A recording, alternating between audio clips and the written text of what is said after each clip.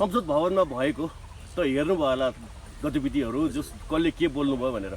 केपी खनालले जसरी आज उपसभामुख भन्नुपर्ने उप कर्मचारी भनिदिनु भयो, अहिले यतिखेर उहाँ सामाजिक सञ्जालमा ट्रोलको शिकार हुनु भएको छ होइन, यसलाई कसरी हेर्नु भएको छ यहाँले? पक्कै पनि उहाँले त्यो टङसिल भनौँ न, अब बोल्दाखेरि टङ स्लिपको अब यही नै भन्नुपर्छ। उहाँको पनि इन्टेन्सन होइन उपकर्मचारी भन्ने त त्यो सोच होइन भन्दै गर्दा फ्याट्ट बोल्नुभयो, मिस्टेक भयो, त्यहाँबाट तत्काल माइक काटियो होइन। तर पनि जे कुरा भए पनि हामीले एउटा जिम्मेवार पर्सनहरूलाई नेता बनाएर पठाएका छौँ। यी साँच्चै नै युवा पुस्ता छ, हिजोको जस्तो ती न त उद्घोषण तालिम लिए न त त्यहाँ चाहिँ विज्ञताको परीक्षणै लिए। त्यस्तो मान्छेलाई जनताले किन जिताए त फेरि? जनताले त यो बाटो हामीलाई न्याय हुन्छ भनेर जिताए नि। जनताले यस कारणले भोट दिएका हुन्, युवा शक्ति, युवा जोस, युवा जाँगर, योबाट हामीले केही न्याय पाउँछौँ भनेर जिताए नि। माननीय जस्तो व्यक्ति आफै टङसिल भयो भन्नुहुन्छ तपाईँ आफै, अब त्यस्तो मान्छेको विश्वास गरिदिनु पर्ने अब जनताले? सुन्नुहोस् न, यस्ता पटक पटक भनेका छन् पूर्व नेताहरूले, विदेशमा गएर पनि बोल्दाखेरि मिस्टेक बोलेका छन्, मिस्टेक हुन्छ। एउटा भनाइ छ नि, हाड नभएको जिउरो लटपटिन्छ भने जस्तो जिउरो लटपटियो कि भनेको टङ स्लिप नहुनलाई के हड्डी हाल्नुपर्ने हो त अब जिब्रोमा? अब त्यसो भन्दा पनि सक्रिय रूपमा सचेत हुँदै आफ्नो जिम्मेवारी वहन गर्ने गरी तयारी हुनुपर्छ। यसमा कमी कमजोरीहरूलाई सुधार्दै जानुपर्छ। सभ्य र भव्य बनाउनको लागि आफै सभ्य हुने हो पहिला। भनेको तपाईँको पनि केही समय टङ स्लिप भएको थियो, हर्क साम्पाङको भयङ्कर विरोध गर्नुभयो तपाईँले, आफ्नो जिब्रोमा हड्डी हाल्नुभयो। यस्तो हो, मैले त हर्क साम्पाङलाई विरोधै गरेको छैन र मैले सपोर्टै गरेको छैन, दुइटै सँगसँगै छ, बिचमा बस्नु भएको छ। यस्तो राम्रो कामको मैले समर्थन गर्छु। जो उहाँ चाहिँ जाइ लाग्नुभयो अरूसँग भने म सँगसँगै जाइ लाग्छु त, त्यो बेला म न्युट्रल बस्छु। अन्यथा हर्क साम्पाङका राम्रा पक्षहरूको मेरो जतिखेर पनि समर्थन छ। तपाईँहरूकै मिडिया, तपाईँहरू नै हो नि त मलाई आएर सोध्ने साबुन फ्याक्ट्रीका कुरा, बेसार फ्याक्ट्रीका कुरा र त्यहाँ पार्कहरू बनाएका कुरा, त्यहाँको भिडियोसहित लिएर आएर देखाएर काम गर्नुभयो होइन तपाईँहरूले, र मसँग क्रिया प्रतिक्रिया लिएर जानुभएको होइन। मैले समर्थनै गरेको छु नि, विरोध गरेको छु त छैन। तर उहाँ बिग्रिँदै जाने, म बनाउँदै जाने त सम्भव नहोला नि त। भनेको कस्तो गलत बोल्नुभयो भने तपाईँको कस्तो तर्क त? हर्क साम्पाङ चाहिँ बिगार्ने मान्छे हो त, उहाँले बिग्रिँदै जान्छ, म सपार्दै जाने, कस्तो अचम्मको कुरा आयो। शब्दका कुरा अहिले तपाईँले भनेको शब्दका कुरा, हर्क साम्पाङको विरोध गर्यो भन्ने सवालमा म विरोध गर्दिनँ भन्न खोज्दैछु कि मैले। म किन विरोध गर्दिनँ भने म कसैलाई पनि विरोध गरेर म मान्नुहुन्न। मैले उनीहरूलाई सुझाव र सल्लाह दिन सक्छु। म आफू सच्ची भने त उनीहरू पक्कै सच्चिएलान् भनेर सोच्ने मान्छे। अब हिजोदेखि एउटा चर्चा छ धरानमा स्मार्ट बस पार्क होइन, त्यसलाई लिएर अहिले चर्चा परिचर्चा भइरहेछ। हर्क साम्पाङ यतिखेर दार्चुलाको पुलको उद्घाटनमा जानुभएको छ भने धरानमा यही मौका पारेर चाहिँ हिजो पहिला त शिलान्यास त हर्क साम्पाङको हातबाट भएको रहेछ, तर हिजो उद्घाटनको दिनमा हर्क साम्पाङ नदेख्दाखेरि पूर्व मेयरले सुत्दा यतिखेर हर्क साम्पाङ भएको भए अझ सुनमा सुगन्ध हुन्थ्यो भन्ने टाइपको उहाँको अभिव्यक्ति बाहिरिसकेको पश्चात त्यसपछि यतिखेर अहिलेको कार्यवाहक मेयरमाथि चाहिँ आलोचना तीव्र गतिले सुरु भइरहेको छ। यसलाई कसरी निहाल्नु भएको छ यहाँले? एउटा के हो भने जो तयारी भइरहेका चिजहरू, जुन कार्यक्रम गर्दै गर्दा त्यहाँको माननीय र श्रम संस्कृति पार्टीका अध्यक्षसम्म भइसकेका पात्रलाई चाहिँ बाहिर गएको बेला पारेर यो कार्यक्रम भएको भए गलत हो। त्यहाँ उहाँलाई जानकारी भएर उहाँ नआउनु भएको भए अब त्यसलाई समीक्षा गर्ने कुरा हुन्छ। तर उहाँलाई खबर गरिएन भन्ने जीवन विष्टले भनिसक्नु भएको छ। श्रम संस्कृति पार्टीको उहाँ केन्द्रीय सदस्य पनि हुनुहुन्छ। जीवन विष्टले हिजो मात्रै भन्नुभएको छ। हजुर, यस्तो मलाई चाहिँ के लाग्छ भने अहिले हामीले सामाजिक सञ्जालमा आउँदै गरेका कुरा र क्रिया प्रतिक्रियामा चाहिँ फ्याट्ट भनिहाल्न मिल्दैन। जहाँसम्म लाग्छ हर्क साम्पाङलाई जानकारी नै नगरेको भने अन्याय भयो। जानकारी गराएर नआउनु भएको भए अब हर्क साम्पाङले आफैले समीक्षा गर्छ। अनि यहाँ बजारमा कुरो के आइरहेको छ भने अहिले हर्क साम्पाङ उता गएको मौका पारेर यता उद्घाटन गरियो भन्ने पनि हल्ला छ नि एक प्रकार एक जमातको। त त्यस्तो त एउटा मेयरले जुन कार्यक्रम आफ्नो ढङ्गले चलाउनु भयो स्थानीय स्तरले गरेका काम कारबाहीहरू त स्थानीय स्तरमै चल्ने कुरा भई त्यसमा जो त्यहाँको क्षेत्रीय नेता क्षेत्रीय प्रतिनिधि पार्टी नेता पार्टी प्रतिनिधि कोही न कोही त त्यहाँ उपस्थिति भएको होला त्यो कारण हुनसक्छ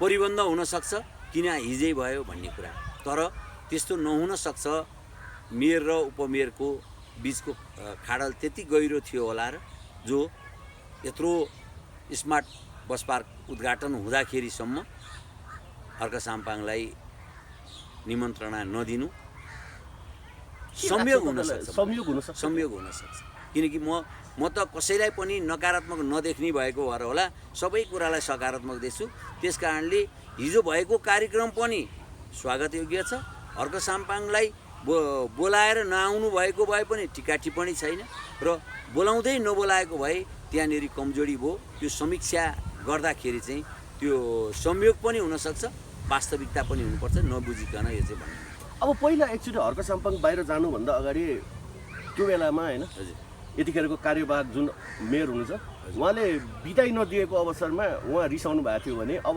झन् उहाँको उपस्थिति नै छैन झन् हर्कजीको होइन यतिखेर अब के भयो होला हर्क साम्पाङजीको मनमा त यतिखेर यस्तो अब उहाँ केन्द्रीय नेता भइसक्नुभयो त्यस कारणले अब त्यो नगरको कुरामा के रिसाउनुहुन्छ र रिसाउनुहुन्न होला तर शिलान्यासको समयमा स्वयं हर्क साम्पाङको उपस्थितिमा गरिएको शिलान्यास यतिखेर उद्घाटन गर्न हुँदै गर्दा जनता धरानी जनताले त यतिखेर त्यो हुन्छ नि तरकारीमा नुन नहालेको महसुस गरेका छन् त्यो धरानी जनताले मूल्याङ्कन गर्ने कुरा हो त्यहाँको मेयरले जुन कार्यवाहक मेयरले भन्दा पनि धरानी जनताले चाहिँ यसको मूल्याङ्कन गर्ने कुरा हो रह्यो अब धरानका कार्यवाहक मेयर र त्यहाँको व्यवस्थापन समितिको विषय पक्कै पनि उनीहरूको सरसल्लाह र चाहिँ उपस्थितिमा छलफल भएरै भएका कार्यक्रम हुनुपर्छ त्यस कारणले त्यहाँ कमजोरी भन्दा पनि संयोग हुनसक्छ जस्तो मलाई लाग्छ अब दार्चुलाको पुलको विषयमा के छ यहाँको धारणा यतिखेर दार्चुलावासी निकै खुसी भएको हामीले भिडियोहरू आइरहेको छ होइन हर्क साम्पाङलाई यति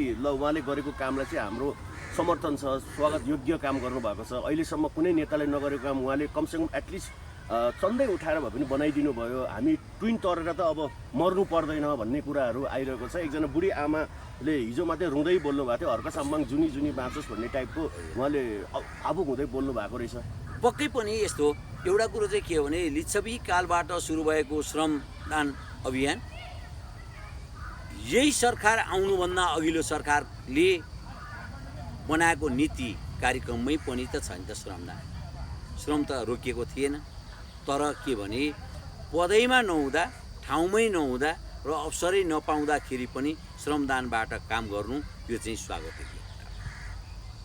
योग्य तर विपक्षी दल केही हुन्छ नि उहाँको विपक्षी व्यक्तिहरूले कतिपय सामाजिक सञ्जालमा देख्छु हर्क साम्पाङले त्यत्रो त्यो फलामको पुल बनाउँछु भनेर क्युआरबाट पैसा उठाए तर बाँसको पुल पो बनाइदिए भन्दै पनि एक कस्तो भन्नाले एक पक्षीयको चाहिँ यो हुन्छ नि यो टाइपको कुराहरू गरिरहेको अहिले पनि उठाउनु भएको कुरा चाहिँ धरानको त्यो जुन उसको जस्तो लाग्छ मलाई बाँसको पुल पार्क के त्यो धरानको त्यो पार्क हो त्यो श्रम संस्कृति पार्कको चाहिँ पुल चाहिँ बगाएको जस्तो लाग्छ त्यो बगेको देखाइदिएको छ हैन भन्नु चाहिँ भनेका छन् खोइ कहाँको पुल देखाउँदै भनेर देखाएको छ तर त्यसलाई म त के भन्छु भने सामाजिक सञ्जालमा त्यो हरेक कुरालाई लिएर हामीले हर्कसँग या त कुनै बालनसँग या त रविसँग या कोही नेताहरूसँग जोडियो भने हामी पछिल्लो चरणमा हामी पनि असफल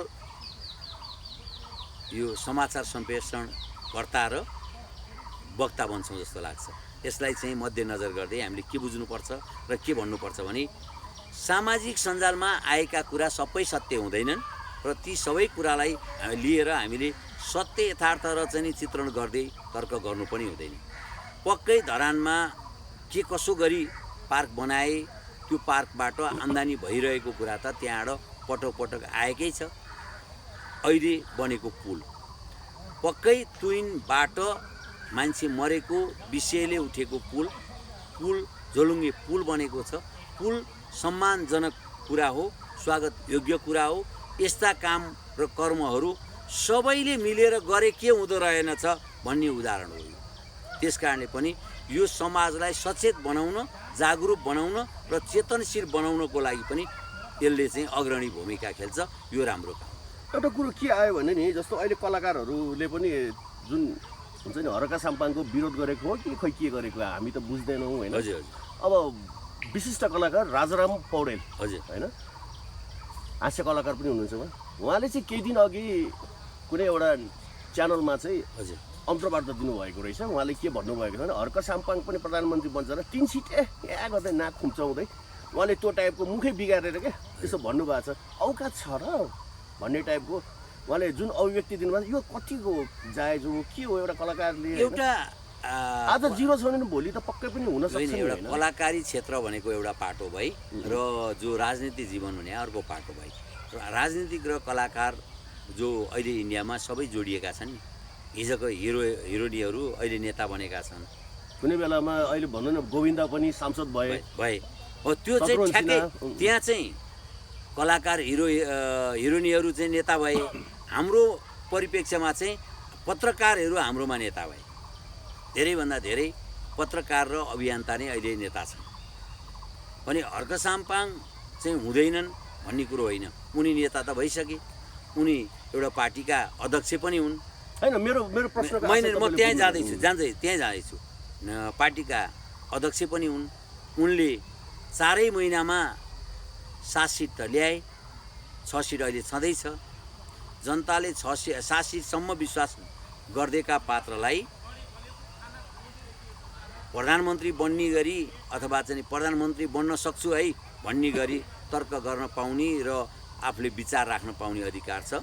त्यसमा मूल्याङ्कन गर्ने जो राजाराम पौडेल उहाँले त्यो 3 सिटे 4 सिटेले प्रधानमन्त्री खान्छ भन्दै गर्दा चाहिँ कमल थापाको राप्रपा पनि 4 सिटमा थियो।